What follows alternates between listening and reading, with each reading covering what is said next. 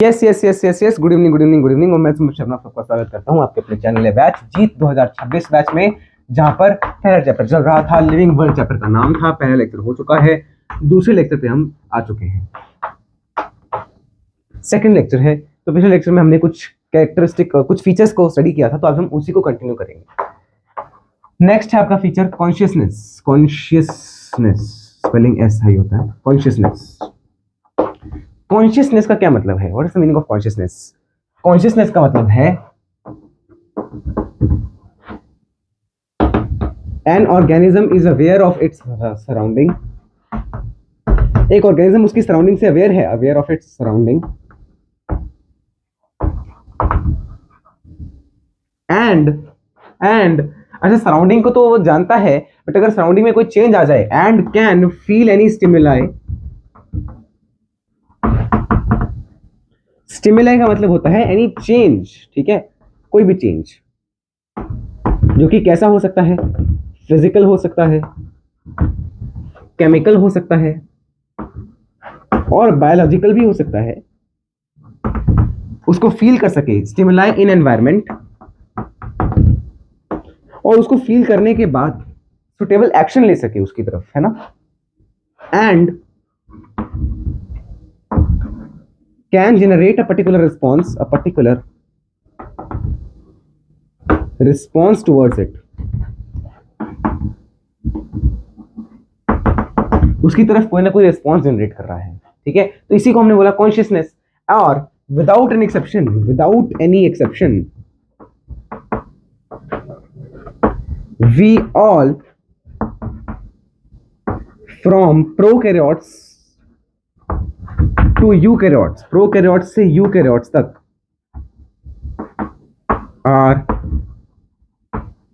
Conscious. And hence इसीलिए consciousness क्या बन गया? एक डिफाइनिंग कैरेक्टर बन गया, क्योंकि ये लिविंग बीइंग्स ही कर सकते हैं, शो करते हैं, तो ये डिफाइनिंग कैरेक्टर है, ठीक है। इसीलिए हमने कॉन्शियसनेस को बोला है डिफाइनिंग कैरेक्टर। मेरे ख्याल से ये क्लियर हो गया कि कॉन्शियसनेस है क्या। नेक्स्ट, ये तो मैंने बता दिया, और कुछ रह तो नहीं गया। हाँ, एनसीईआरटी कहती है कि फोटो पीरियड आप फोटोसिंथेसिस वाले चैप्टर में मैं आपको इसके बारे में थोड़ा सा बता दूंगा अगर बताना हुआ तो, नहीं तो सिलेबस में है नहीं, ठीक है। तो फोटो पीरियडिज्म तो नहीं है, बट फोटो पीरियड क्या है ना, ये इफेक्ट करता है किसको? प्लांट को। Affects plant and animals breeding times, ठीक है। ये उसको अफेक्ट करेगा, ये क्लियर है, ठीक है। ये आपको सिर्फ रट्टा मारना है कि फोटो पीरियड जो प्लांट्स के आपस में ब्रीडिंग और एनिमल्स की आपस में ब्रीडिंग को इन्फेक्ट करता है, ठीक है। नेक्स्ट अगर मैं बात कर रहा हूँ, ये तो हो गया फोटो पीरियड के बारे में। और कुछ रह गया हो कुछ? हाँ, वी सेंस एनी चेंज,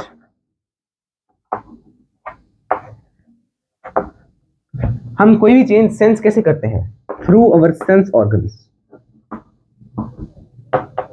अपने सेंस ऑर्गन से उसको सेंस करते हैं, और इससे हमें पता चलता है। इसलिए अब देखो, ये सारी चीजें आप कॉन्शियसनेस में दी हुई हैं, ये मैंने आपको पढ़ा दी है। तो इसीलिए कॉन्शियसनेस कैसा है? एक डिफाइनिंग कैरेक्टर है, क्योंकि ये सारे लिविंग ऑर्गेनिज्म शो करेंगे। There is no non living organism, कोई भी नॉन लिविंग ऑर्गेनिज्म नहीं है विच शोज कॉन्शियसनेस, जो कि कॉन्शियस हो। मेरे ख्याल से ये क्लियर है। एक minute, let me check first. एक चीज चेक करनी थी, ठीक है, इसमें तो नहीं है, और इस पे भी चेक कर लेते हैं। नहीं, अच्छा लो, 12 मिनट पहले एक कमेंट आया है, पहले हम उस कमेंट के बारे में बात करते हैं। कमेंट है तनुज शर्मा, शक्ल से ये स्टूडेंट लगते हैं। आजकल कोई भी मुंह उठाकर टीचर बनाता है, तो तुम आ जाओ, तुम मुंह उठा के मत आना, तुम कुछ और उठा के आना। हर कोई मुंह उठा के आता है, तुम कुछ और उठा के आओ, थोड़ा यूनिक बनो, ठीक है। मतलब पता नहीं क्या ही चुल होती है लोगों को कि कुछ ना कुछ लिखना है। अरे तुम बिना देखे चले जाओ यार, बोलता नहीं हूं वैसे में कुछ भी, ठीक है। बस क्या फायदा बोल के, तुम्हें तो फिर वही कमेंट करने ही होते हैं, जिन्होंने करने वो करेंगे, जिन्होंने नहीं करने, जो पढ़ना है, जो पढ़ने वाले हैं ना, 700 बच्चों ने देखी है वीडियो। अब मुझे ये नहीं पता किसने कितनी देखी है, बट देखी तो है ना। वो पढ़ने आए होंगे, ऐसे देखा होगा, हाँ ठीक है चलो, नहीं देखना तो कोई बात नहीं, हमने छोड़ दिया, आधे में छोड़ दिया, ठीक है। तो कॉन्शियसनेस के बारे में हमने ये चीज जानी, इसको नोट करिए। कॉन्शियसनेस के बारे में इतना ही दिया हुआ है, इसको हम रीड कर लेते हैं कॉन्शियसनेस को फ्रॉम एनसीईआरटी। तो अपनी एनसीईआरटी से अपने साथ रखिएगा और कॉन्शियसनेस को ओपन कर लीजिए वहां पे। Perhaps the most obvious and technically complicated feature is ability to sense their surrounding, ability to sense their surrounding, aware of their surrounding, and उसको सेंस कर सकता है यानी feel the stimuli, able to sense the surrounding and respond to the environmental stimuli which could be physical, chemical or biological, physical, chemical और biological in environment, मतलब environmental ही हैं ये सारे stimulus. We sense our environment through our sense organs, we sense any change through our sense organs. Next, plants respond to external factors like light, ये मैंने आपको यहाँ पे नहीं बताया, ये हम पढ़ेंगे फोटोसिंथेसिस वाले चैप्टर में। All organisms from prokaryotes to the most complex eukaryotes can sense and respond to environmental cues. तो ये भी मैंने आपको दिखा दिया विदाउट एन एक्सेप्शन, प्रोकैरियोट्स से यूकैरियोट्स सारे ही कॉन्शियस हैं, यानी सारे ही इन एनवायरमेंटल चेंजेस को इन एनवायरमेंटल चेंजेस के रिगार्डिंग कुछ ना कुछ कर सकते हैं। Next photo period affect the reproduction in seasonal breeders both plants and animals. ठीक है, तो प्लांट्स और एनिमल्स में सीजनल ब्रीडर याद रखना, सीजनल ब्रीडर जो सीजन के बेसिस पे करते हैं, सीजन ब्रीडर उनका इफेक्ट होगा ज्यादा। ठीक है, ह्यूमन बीइंग्स इज द और अच्छा ये अभी आगे आ गया सेल्फ कॉन्शियसनेस, तो इसके ऊपर बाद में आते हैं, पहले कॉन्शियसनेस को हमने खत्म कर लिया है। अब इसके उपरांत हम करेंगे सेल्फ कॉन्शियसनेस। कोशिश रहेगी बिल्कुल छोटा सा क्रिस्प सा लेक्चर हो जो कि आप जल्द से जल्द इसको एब्जॉर्ब भी कर सकें।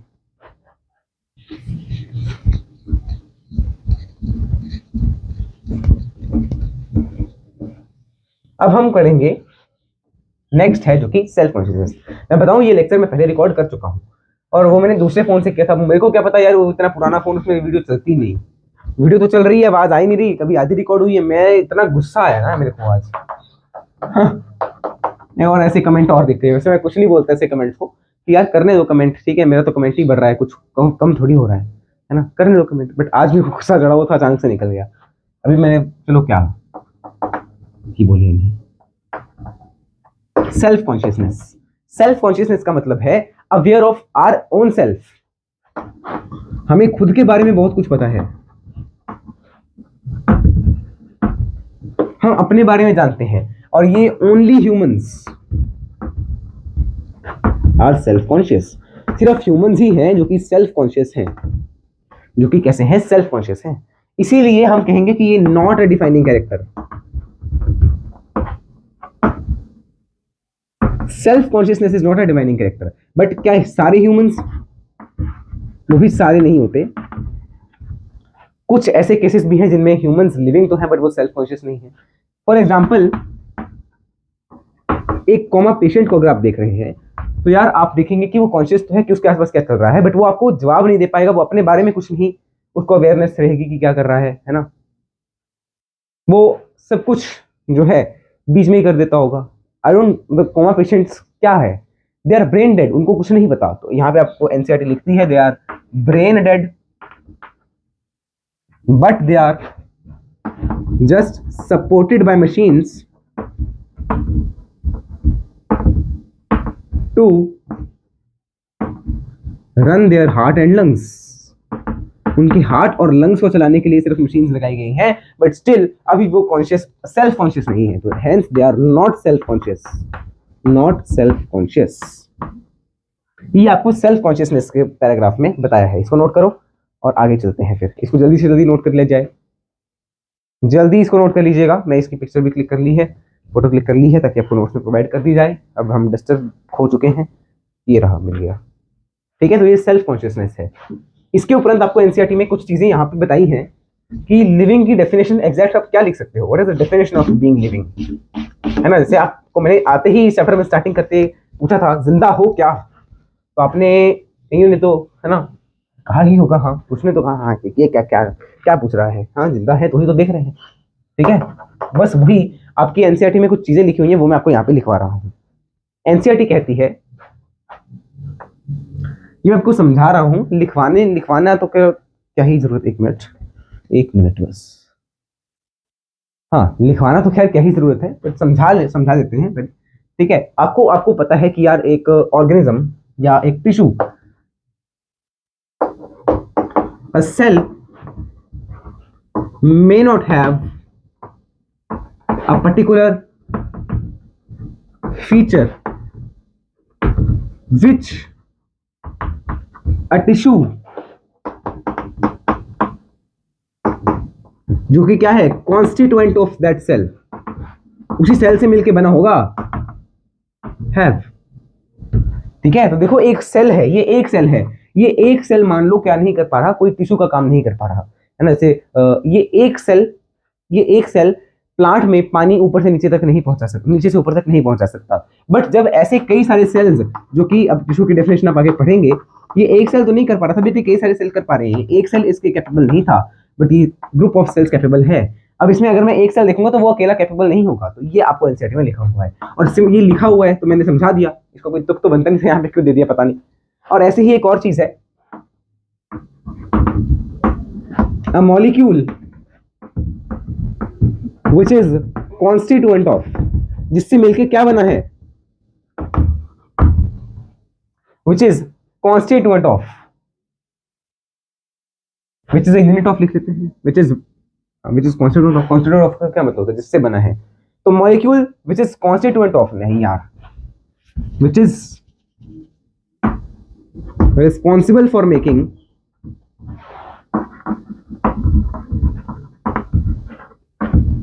an organelle of a cell may not be able to perform the function of that cell, perform the function of that organelle। जैसे ये एक सेल है, ये उसके अंदर का कोई एक ऑर्गेनल है, लेट्स से मैंने माइटोकॉन्ड्रिया बना दिया, ठीक है, ये माइटोकॉन्ड्रिया बना दिया मैंने। अब ये माइटोकॉन्ड्रिया किसी ना किसी मॉलिक्यूल से मिलकर ही बना होगा। वो मॉलिक्यूल मैंने मान लिया कि इसके अंदर डीएनए भी होता है। अब डीएनए भी फर्दर न्यूक्लियोटाइड से बना होता है, तो वो तो आपको अभी जानने की आवश्यकता नहीं है, बट मैंने कहा कि यार इसका एक छोटा सा ये लो, छोटा सा एक क्या लो, इसका मॉलिक्यूल ले लो। ये छोटा सा मॉलिक्यूल अकेला पूरे माइटोकॉन्ड्रिया का फंक्शन नहीं कर सकता, बट माइटोकॉन्ड्रिया इसके ग्रुप से बना है, इस जैसे और मॉलिक्यूल्स मिले होंगे, फिर जो फंक्शन कर रहा है वो अब कर पाएगा, बट एक मॉलिक्यूल ऐसा कोई फंक्शन नहीं कर पाता है। तो ये आपको एनसीईआरटी में लिखा है। फिर लिविंग की डेफिनेशन है, उसके ऊपर आते हैं, पहले इसको नोट करो। हेलो, जल्दी से नोट कर ले भाई, जल्दी नोट कर लो, जल्दी जल्दी जल्दी जल्दी जल्दी जल्दी। हेलो हेलो, हाँ हाँ हाँ हाँ। बोले क्या हो गया, कुछ भी नहीं यार, ऐसे ही बंदा कुछ तो करेगा ही ना। अब है कुछ ना करो, मैं इधर देख, बदतमीज कहीं का। बोले ये क्या था, कुछ भी नहीं, दौरे पड़ रहे हैं क्या, ऐसे बोलते हैं क्या, बदतमीज, इधर देख, नॉनसेंस, पागल औरत, सातवीं फेल, दो बेटा फोड़, इधर देख। अब so what exactly is living, living है क्या, फिर लिविंग का मतलब क्या हुआ, जिंदा हो, हाँ हो, क्यों हो। A living organism या being living can be defined as one which is evolving, जो कि evolve कर रहा है, self organize कर रहा है ना। ऐसी कुछ चीजें लिखी थी, तो वो भी मैं आपको बता देता हूं। देखो, living organisms are self replicating, evolving, self regulating, regulating है, ऑर्गेनाइजिंग नहीं है, self regulating and self replicatory, मतलब सेल्फ रेप्लिकेशन कर सकते हैं, तो उसको क्या बोलेंगे, self replicating, self replicating and evolving भी लिखा हुआ है, देखो, self evolving, self replicating, interactive system capable of responding to the external stimuli, interactive systems capable of, capable माने कर सकते हैं, responding to external stimuli, responding to external stimuli. मेरे ख्याल से ये जो आपको लिविंग की डेफिनेशन जो है, या लिविंग ऑर्गेनिज्म या लिविंग बीइंग की डेफिनेशन जो है, वो कंप्लीटली समझ आई होगी। अभी तो हो गया लिविंग, इसको नोट करो, इसको नोट करो। फिर हम स्टार्ट करेंगे बायोडाइवर्सिटी वाले टॉपिक को, बायोडाइवर्सिटी वाले टॉपिक स्टार्ट करते हैं इसके बाद, ठीक है, जल्दी से जल्दी इसको नोट कर लो। तो इसी के साथ आपका लिविंग वाला पार्ट, जो व्हाट इज लिविंग वाला पार्ट कंप्लीट होता है। अब हम आगे चलते हैं, diversity in living world.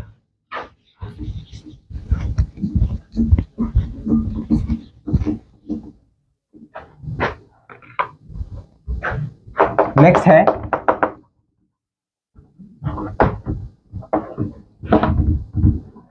Diversity in living world, जिसको आप बोल सकते हो कि बायोडाइवर्सिटी। लिविंग वर्ल्ड बायोस्फीयर ही तो है, तो biodiversity what is the meaning of diversity in living world? और कितनी डाइवर्सिटी है? डाइवर्सिटी का क्या मतलब होता है? ऑल स्पीशीज ऑफ प्लांट्स, यानी कि इसको आप बोलोगे फ्लोरा, एंड एनिमल्स यानी कि फोना। तो ये मिलके पूरी की पूरी डाइवर्सिटी या बायोडाइवर्सिटी को बना रहे होते हैं। अब हमारे अर्थ पे कितनी स्पीशीज हैं जो हमें अब तक मिली हैं? फाउंड टिल डेट, अब तक जो हमें मिली है वो कितनी है? 1.7 मिलियन टू 1.8 मिलियन, ये हमें अब तक मिल चुकी हैं। बट कुछ एस्टिमेट्स हैं, जो कि कहते हैं कि अभी we are yet to found या yet to discover, we are yet to discover 7 million more species। और ये एस्टिमेट किसका है? 7 मिलियन वाला एस्टिमेट है रॉबर्ट मे का। मई का महीना ही चल रहा है तो मैंने आपको इसीलिए यहाँ पे बता दिया। नहीं तो ये क्लास 11th 12th में बताते हैं। बोले ये क्या कारण? अरे यार याद रख लो, याद रखो इसको, सुनता नहीं है बदतमीज कहीं का। अरे भाई याद कर रहे इसको प्लीज, ठीक है? तो ये आपको होगा। अच्छा, एक और चीज बताई गई है एनसीईआरटी में, as we increase the area, जो हम एरिया ऑब्जर्व कर रहे हैं, जैसे जैसे हम उसको बढ़ाएंगे, the species richness and diversity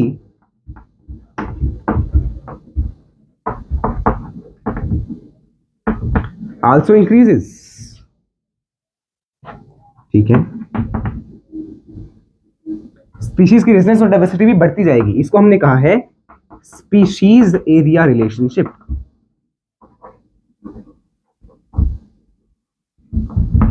species area relationship, जो कि किसने दिया था? एक साइंटिस्ट थे, हमबोल्ट। ये नाम याद रख लीजिए, हमबोल्ट। अब इसका ग्राफ मैं आपको बना के दिखा देता हूं, क्योंकि ये ग्राफ इंपॉर्टेंट है। पूछने को कोई इस चैप्टर में भी पूछ सकता है, और क्लास 12th में भी आता है बायोडाइवर्सिटी वाला चैप्टर, उसमें भी पूछ सकता है। तो स्पीशीज एंड एरिया का ग्राफ देखो। आपने स्टार्ट किया ढूंढना, स्पीशीज को ढूंढ रहे हो। पहले आप अपने घर से देखे, आपने देखा कि यार होमोसेपियंस दिख गए। आप घर के बाहर गए, आपने देखा कि यार डॉग दिख गया, यानी कि आपको दिख गया क्या? डॉग, मतलब कौन सी वो होगी, है ना? तो कैनिडी फैमिली आपको दिख गई। फिर आप आगे गए, आपको दिखा फेलिस फैमिली, कैट दिखी मान लो, ठीक है? फिर आप और आगे जाते गए, है ना? आपको अलग अलग ऑर्गेनिज्म देखने को मिले। आपने देखा कि यार हमें हाउस फ्लाई देखने को मिल रही है, मस्का डोमेस्टिका। ऐसे आपको कई सारे ऑर्गेनिज्म देखने को मिले, बट स्टार्टिंग में आपको कम देखने को मिलेंगे, है ना? बिकॉज अपने हाथ से, अपने घर से स्टार्ट कर रहे हो, जहां से भी स्टार्ट कर रहे हो, जैसे जैसे आप एरिया डिस्कवर करोगे ना, स्टार्टिंग में आपको कम देखने को मिलेंगी स्पीशीज। तो ये स्टार्टिंग में कम देखने को मिलेगी, इतनी सी मान लीजिए।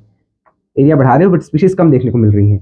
फिर अचानक से स्पीशीज बढ़ जाएंगी, और फिर एक टाइम आएगा कि आपको सेम स्पीशीज बार बार देखने को मिल रही है, तो कोई नई स्पीशीज नहीं मिल रही, तो वो ऐसे लिख दिया। तो ये स्टार्ट हुआ, इसको हमने बोला लैग फेज। लैग फेज का क्या मतलब है? बड़ी धीरे धीरे चल रहा है।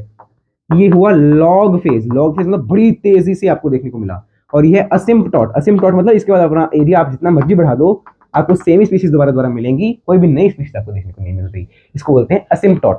तो ये आप डायग्राम जो है वो नोट कर लेना स्पीशीज एरिया रिलेशनशिप में, ठीक है? ये आपको कोई कोई बताएगा 11th में, ज्यादातर टीचर्स 12th में करा देते हैं, है ना? तो आपको मैं 12th में भी दोबारा करवा दूंगा, 11th में तो करवा ही दिया गया। I hope and believe this is clear to you. Diversity in living world.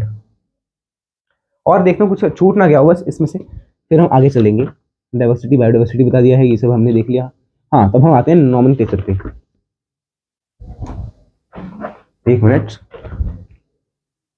हाँ, फोटो क्लिक कर ली थी शायद।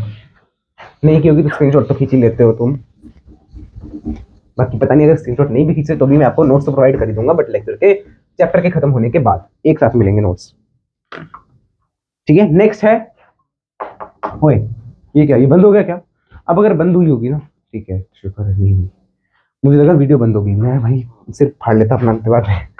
अब कोई इस टाइम को वो मत कर देना, हाँ कर ले भाई, टाइम को वो करते हैं ना पिन, वटएवर, ठीक है? अब ये तो हो गया। अब हम देखते हैं कि यार इतने सारे ऑर्गेनिजम्स हैं, हमने अगर उनकी स्टडी करनी तो कैसे करेंगे? देखना, देयर, अच्छा नेम के बारे में बात करते हैं। There are many vernacular names. Vernacular का मतलब होता है लोकल। जैसे अगर मैं कुछ लोकल नाम बोलूं अनियन के, तो अनियन बोलते हैं इंग्लिश में, हिंदी में बोलते हैं क्या? प्याज। उधर कहते हैं प्याज, पंजाबी में कहते हैं प्याज, और मराठी में कांदा, है ना? ऐसे कितने सारे नेम हैं, तेलुगु में कुछ और बोलेंगे, मलयाली में कुछ और, ऐसे कई सारे नेम होंगे, तो ऐसे कंफ्यूजन हो जाएगी। अब मैं जाके, है ना, लेट्स से जम्मू में जाके बोलूँ मेरे को कांदा दे दो, तो वो चांदा दे देंगे, वो चंदा दे देंगे।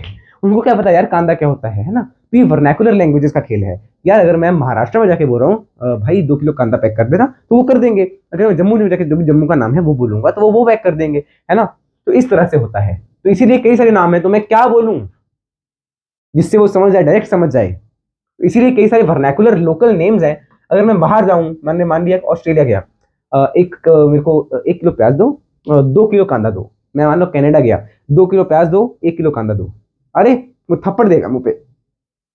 क्या बोल रहा है भाई, इंग्लिश में बोल, हमें ना आवे समझ। ठीक है, हम भारत में आए हो तो हम तो so today we are going to, हम तो अंग्रेजी में ही करेंगे जो करना है। तुम हमारे पास आ रहे हो तो तुम अंग्रेजी सीख के आओगे। हम नहीं हिंदी सीखेंगे, तुम अंग्रेजी सीखोगे। What is this?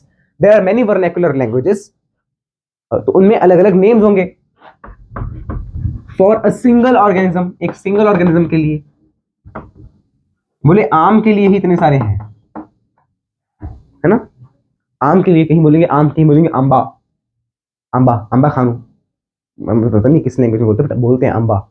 ठीक है, कहीं आम, कहीं कुछ, कहीं मैंगो, है ना। कितनी सारी कंफ्यूजन हो जाएगी। अगर मैंने कहीं पे कुछ और नाम दिए, मैं बाहर गया, अम्बा दो भाई, अम्बा, आई नीड सम अम्बा, ले अम्बा। ठीक है, तो वो थपेड़े लगा देगा मुंह पे। उसको क्या पता यार अम्बा क्या है, बाहर वाले बंदे को। ठीक है, तो ये सारे वर्नाकुलर लोकल नेम्स है for a single organism which creates confusion, which leads to confusion. और ये कंफ्यूजन कैसी है, जिससे हमें क्या हो रहा है, एक ही बंदे के कई सारे नाम रख दिए, है ना। एक ही बंदे के कई सारे नाम रख दिए। अब उसको कौन से नाम से बुलाएं कि सारे समझ जाएं। तो उस प्रॉब्लम को सॉल्व करने के लिए, to resolve this issue, we adopted scientific names. Scientific names, scientific name हमने अडॉप्ट किए, which are internationally accepted। और वो डिसाइड कौन करेगा कि साइंटिफिक नेम कौन सा है। आम का साइंटिफिक नेम मेंजिफेरा इंडिका, और हाउस फ्लाई का साइंटिफिक नेम मस्का डोमेस्टिका। ऐसा क्यों, इनका नाम अलग, मतलब आम को हम मस्का डोमेस्टिका क्यों नहीं बोलते, या मेंजिफेरा इंडिका को, सॉरी, हाउस फ्लाई को मेंजिफेरा इंडिका क्यों नहीं बोलते, क्यों? बिकॉज हमने क्या, हा? सागर कह रहा है सागर दी बोटी लंडी इंडिका चला, थप्पड़ मारूंगा मैं। इंडिका वो वाला इंडिका नहीं है ये, बेवकूफ। सागर दी बोटी लंडी इंडिका चला, बहुत चला रहा है ये बेवकूफ कहीं का। ठीक है, तो ये इंटरनेशनली एक्सेप्टेड नेम हमने लिए हैं। तो वो कौन बनाएगा, वो बनाएगा ICZN, ICBN। ICZN बनाएगा फॉर जूलॉजिकल एनिमल्स के लिए। इंटरनेशनल फुल फॉर्म याद रखनी है, code for zoological nomenclature, zoological nomenclature. और इसका क्या फुल फॉर्म होगा, international code for botanical nomenclature. तो ये साइंटिफिकली हमने नाम रख दिए किसी चीजों के क्योंकि इंटरनेशनली एक्सेप्टेड हैं। एग्जाम्पल मैंने अभी तो बताया, मैंगो के लिए हमने रखा है मेंजिफेरा इंडिका। बोले मैं गया इंडिका पे, इंडिका बाइक, इंडिका बाइक थोड़ी है, एक्टिवा है। देखो काम ऐसा करो कि तुम्हारी कंपनी को तुम्हारे नाम से जाना जाए, तो तुम्हारे प्रोडक्ट को तुम्हारी कंपनी के नाम, हर ऐसा प्रोडक्ट आपकी कंपनी से, जैसे नूडल्स, कोई भी नूडल होते हैं इंस्टेंट नूडल्स, उनका नाम ही मैगी रख दिया, भैया एक yippee मैगी देना। yippee मैगी क्या होता है भाई, yippee अलग कंपनी, मैगी तो कंपनी का नाम है। yippee मैगी दीजिए, नहीं मुझे ये वाली चाहिए, मुझे वो वाली, मुझे 2 मिनट मैगी चाहिए। तो वो तो यार उनका कोड था 2 मिनट, 2 मिनट मैगी तैयार। अब उसी को तुमने नाम बना दिया। ऐसे ही कोई भी स्कूटरी आपको दिख रही है, कोई भी एक्टिवा स्कूटरी है ना, आपको जुपिटर दिखे, आपको इंडिका स्कूटी दिखे, आप उसका नाम ही है तो स्कूटी बोलेंगे या तो एक्टिवा बोलेंगे। तो एक्टिवा एक अलग कंपनी है, ठीक है ना, तो एक्चुअली वो अलग कंपनी है उस चीज की, आपने तो उसको प्रोडक्ट को ही वही नाम दे दिया बिकॉज वो ज्यादा चलती है हमारी। तो ये ICZN ICBN आपको याद रखना है, इनकी फुल फॉर्म आपको याद रखनी है। ठीक है, अब ये ऐसे नाम रखेंगे, साइंटिफिक नेम का क्या फायदा है, बेनिफिट्स क्या क्या है इससे, वो आप यहाँ पे नोट करो। नो कंफ्यूजन, कोई कंफ्यूजन नहीं रहेगी आपको। वन ऑर्गेनिज्म का एक ही नाम होगा और हर ऑर्गेनिज्म को यूनिक नेम्स मिलेंगे जिससे डायरेक्टली उसके बारे में पता चले। Gives information about that organism, उस ऑर्गेनिज्म के बारे में हमें इंफॉर्मेशन मिल जाए। जैसे मैंजिफेरा इंडिका को अगर मैंने पढ़ा तो मुझे इंफॉर्मेशन मिल रही है, कैसे मिल रही है वो मैं आपको आगे बताऊंगा। पहले इसको नोट करो, इसकी मैं पिक्चर क्लिक करता हूँ। 25 मिनट हो गए हैं तो नियरली हम 5-10 मिनट और पढ़ेंगे। मतलब रूल्स बता देता हूँ एक बार, क्या नाम कैसे लिखना है, फिर उसके बाद हम आज का लेक्चर यहीं पे खत्म करेंगे। तो अभी आपने देखा कि मैंने 2 वर्ड्स में इसका नाम लिखा है, तो ये 2 वर्ड्स वाले को हम क्या बोलेंगे, बाइनोमियल सिस्टम ऑफ नोमेनक्लेचर। क्या बोल दिएंगे, binomial system of nomenclature.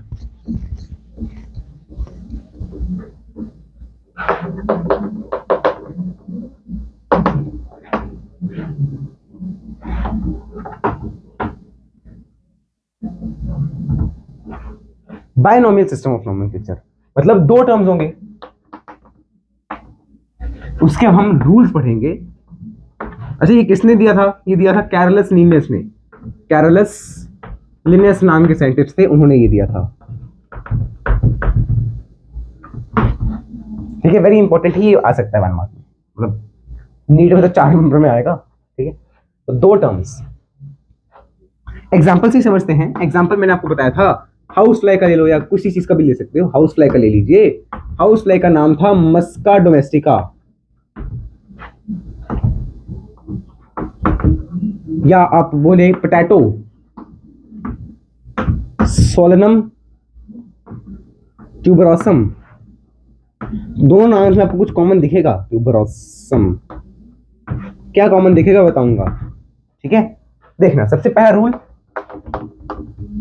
these names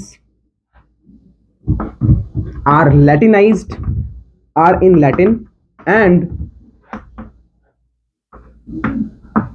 written in italics। बोले आपने तो लिखे नहीं, बताता हूँ क्यों लिखे। इनको हम लैटिन में लिखेंगे और इटैलिक्स में लिखेंगे, मतलब लैटिन भाषा में होंगे ये सारे नेम और इटैलिक्स में लिखेंगे। दे आर लैटिनाइज्ड, हमने इनको लैटिन में क्यों किया, क्या ये सारे जो हैं वो लैटिन वाली साइड से आ रहे हैं ऑर्गेनिजम्स? नहीं, they are लैटिनाइज्ड।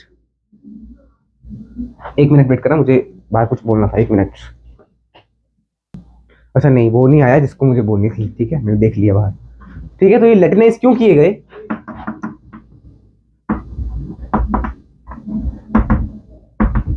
Irrespective of origin, मतलब जरूरी नहीं है कि लैटिन वाली भाषा में लिखे तो वो लैटिन वाली साइड से आए हैं।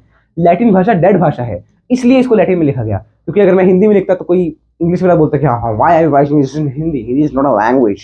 अगर मैं संस्कृत में लिखता Hindi is not, Sanskrit is not language, Sanskrit तेरे भाई पुरखों के आने से पहले की लैंग्वेज, उसको तू वैसे बोल रहा है, बदतमीज कहीं का। इनको लैटिन में हमने इस कारण से लिखा। Secondly, the first word represents, ये जो फर्स्ट वर्ड है, ये फर्स्ट वर्ड जो है ये रिप्रेजेंट करता है generic epithet. Generic epithet, epithet क्या होता है, एक टाइटल कह लो। तो जेनेरिक टाइटल को हमने बोला जनरल जेनेरिक एपिथेट, और इसको आप कह सकते हो genus of that organism. Genus क्या होता है आगे पता चलेगा। ठीक है, similarly the second word represents the specific epithet. Generic मतलब जो कॉमन, मतलब ऐसा जनरल टर्म। स्पेसिफिक मतलब जो स्पेसिफिक है उसी ऑर्गेनिज्म का, मतलब उसी स्पीशीज का स्पेसिफिक एपिथेट होगा। तो स्पेसिफिक एपिथेट जो है वो एपिथेट वो क्या डिनोट कर रहा है, वो डिनोट कर रहा है स्पीशीज, कौन सी स्पीशीज है। तो यहाँ पे इसकी हाउस फ्लाई की जीनस मस्का है, स्पीशीज डोमेस्टिका है। ठीक है, ये हमने एक रूल पढ़ा। Third, the first letter of genus is capital and of species is small। ये थर्ड हो गया। And fourth and the last rule, the name, they are मतलब जो स्पीशीज और जीनस है अंडरलाइंड, इनको हम अंडरलाइन करेंगे। कैसे अंडरलाइन किया मैंने, सेपरेटली अंडरलाइन किया, ऐसे एक साथ नहीं किया। यहाँ पे मैंने एक साथ तो ये होता ना, बट एक साथ नहीं किया गया है, अंडरलाइन अलग अलग किया गया है। They are underlined separately if hand written, अगर मैं हाथ से लिख रहा हूं तो सेपरेटली अंडरलाइन कर दो, एंड और इन इटैलिक्स इफ टाइप, अगर हम इसको टाइप कर रहे हैं तो इटैलिक्स में लिखिएगा, इटैलिक्स में टाइप कर लो, फिर तो कर सकते हो। तो ये मेरे ख्याल से आपको क्लियर हो गया नॉमेनक्लेचर के रूल्स। तो बाइनोमियल सिस्टम ऑफ क्लासिफिकेशन किसने, नॉमेनक्लेचर किसने दिया था, कैरलस लिनेस ने दिया था। अच्छा, इसके बाद एक लास्ट चीज इसके अलग से है, sometimes the name of discoverer, discoverer माने इन्वेंटर कह लो, डिस्कवरर कह लो, जिसने उसको नाम दिया है,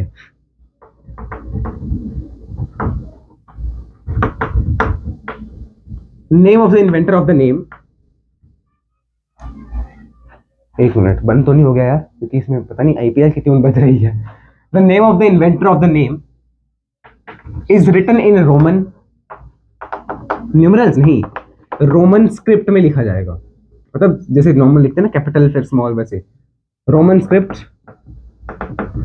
in few letters, few letters मतलब पूरा नाम नहीं लिखेंगे, कुछ लेटर्स में लिखेंगे।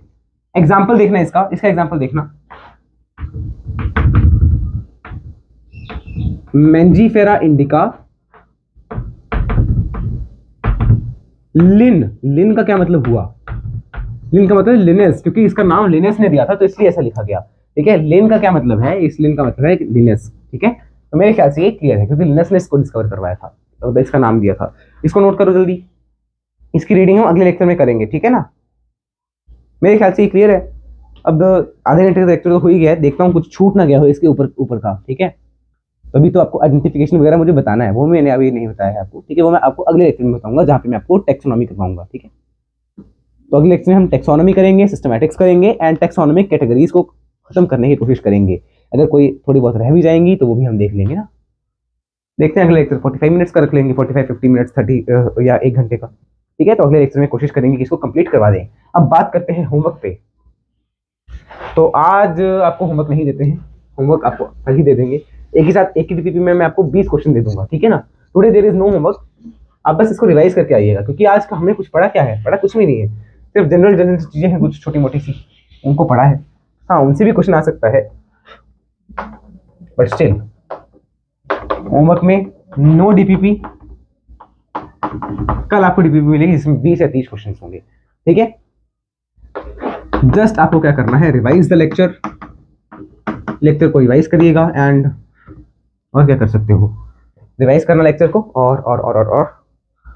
और नोट्स बनाने हैं, है ना। वही बोलो, कुछ तो भूल रहा हूँ। नोट्स इस चैप्टर के आप साथ साथ में बनाते जाइए, जैसे इसमें लिख पा रहा हूँ, ठीक है। और आपको at the end of the chapter आपको मिल जाएंगे।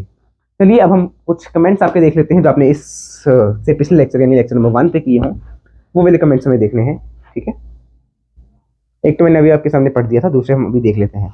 ये मैंने ना 2 चैनल्स पे डाली थी वीडियो, एक ही सेम वीडियो, तो वो इस फर्स्ट इस 12th वाले चैनल पे क्या क्या कमेंट्स हैं। मोरल कंसेप्ट पढ़ना है, कोई नहीं पढ़ा देंगे, हम मैं नहीं पढ़ा पाऊंगा, ठीक है। क्योंकि एक चैप्टर करवाया तो यार सारे करवाने पड़ेंगे ना फिर। नीट एस्पिरेंट ने दिल भेजा है, ये अमन ओपी ने कहा था मोरल कंसेप्ट पढ़ने को। फिर है मतलब ही दुनिया, फुल सिलेबस पढ़ेगा, बिल्कुल पढ़ेंगे फुल सिलेबस पढ़ाएंगे। सैड शायरी ने लिखा है, ब्रो बोर्ड से सही से नहीं दिख रहा, इसलिए ध्यान रखो, बाकी बेस्ट ऑफ लक। हाँ जी बिल्कुल, मैंने उसका ध्यान रखा था, तो इसलिए मैंने पहले से ना पानी से साफ कर दिया था इसको। आजकल कोई भी मुंह उठा के टीचर बनाता है, तो हमने पहले से ही पढ़ लिया है। अभी तो एक अकाउंट के हुए, इसको हमने 2 चैनल पे डाला था, तो दूसरे चैनल पे भी हम कमेंट्स पढ़ लेते हैं। दूसरे चैनल पे कमेंट्स क्या क्या आए हैं वो देखिएगा। सॉरी, वाओ सर बहुत अच्छा लगा, पूजा कुमारी जी थैंक यू। वंश वर्मा, पहले आप स्कूल जाइए, अच्छा तुम बताओगे। Fact with Hari, excellent bro, thank you. Vinay Yogi ji, best of luck bro, hope you earn lot of subscribers. कोई नहीं, सब्सक्राइबर ना भी आए, बट बच्चे पढ़े तो सही। यहाँ से कहाँ से हो सर, गुमनाम, हम भी गुमनाम। Muskan Kumari, thanks bro, thank you, welcome, you are most welcome Muskan. चलिए फिर मिलते हैं कल विद अनदर लेक्चर, तब तक के लिए जय श्री कृष्ण, राम राम, सीता राम, राधे श्याम, श्रीमन नारायण, राम राम।